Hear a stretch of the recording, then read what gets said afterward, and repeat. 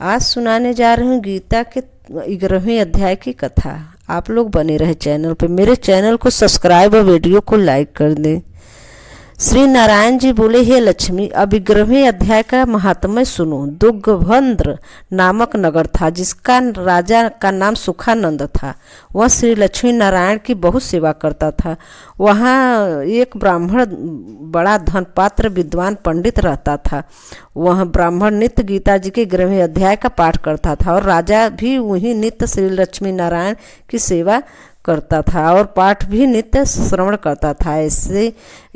ऐसी ही सेवा करते करते बहुत काल व्यतीत हुआ। एक दिन राजा घर को गया। उस दिन बहुत से साधु देशांत से घूमते फिरते उस नगर में आए। साधुओं ने राजा को कोई जगह मांगी। राजा ने बड़ी हवेली दिलवा दी। वहाँ साधु रुके। राजा ने सीधन दिया। रसोई का साधु बड़े प्रसन्न हुए।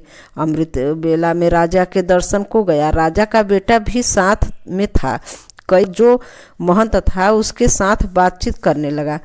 राजा का पुत्र खेलने लगा। वहाँ एक प्रेत रहता था। उस प्रेत ने राजा के पुत्र को मार डाला।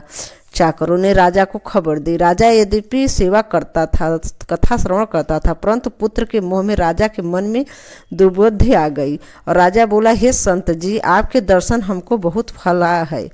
एक पुत्र था, उसे भी प्रेत ने मार डाला। तब ब्राह्मण ने कहा, हे राजा जी, चलो देखिए कहाँ तेरा पुत्र है। राजा, ब्राह्मण, महंत सभी वहाँ आए जहाँ राजकुमार मरा पड़ा था। ब्राह्मण ने कहा, अरे प्रेत, तू इस लड़के को कृपा दृष्टि कर, जो यह लड़का जी उठेगा तो मैं तुझे गीता के 11वें अध्याय का पाठ सुनाऊंगा। तू श्रवण करना, इससे तेरा कल्याण होगा। अब तू अपने पिछले जन्म की बात कह। तब प्रेत बोला, मैं पूर्वजन्म में ब्राह्मण था। इस ग्राम के बाहर हल जोतता था। वहाँ एक दुर्बल विप्र आया सो इस खेत में गिर पड़ा। उसके अंग से रुधिर निकला। एक चील ने उसके मांस को नोच खाया। मैं बैठा देखता था। मेरे मन में दया न आई जो वह विप्र को छुड़ा दूं।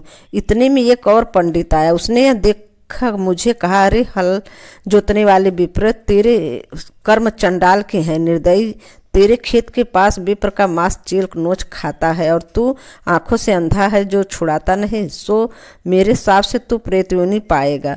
तब मैंने उसके चरण पकड़ कर कहा, मेरा उद्धार कैसे होगा। तब पंडित ने कहा कि जब तुझको कोई गीता का 11वें अध्याय का पाठ सुनाएगा तब तेरा उद्धार होगा। प्रेत अपनी कथा कह चुका। तब विप्र ने राजा ने कहा, इसका उद्धार करिए, यह मेरे बेटे को जीवित करे।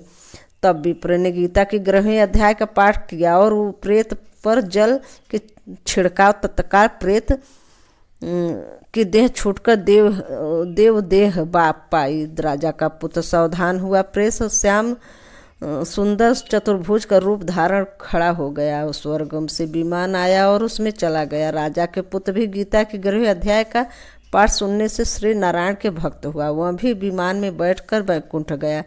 तब उस ब्राह्मण ने राजा के 11वें अध्याय का पाठ श्रवण किया। मन ही मन में पुत्र पुत्री कोई नहीं। विरक्त होकर राजा गीता के पाठ कर तुलसी में जल डाला करे। इस प्रकार राजा भी परम गति की अधिकारी हुई। इस प्रकार गीता के 11वें अध्याय का महात्म्य समाप्त। धन्यवाद। जय श्री कृष्ण। धन्यवाद।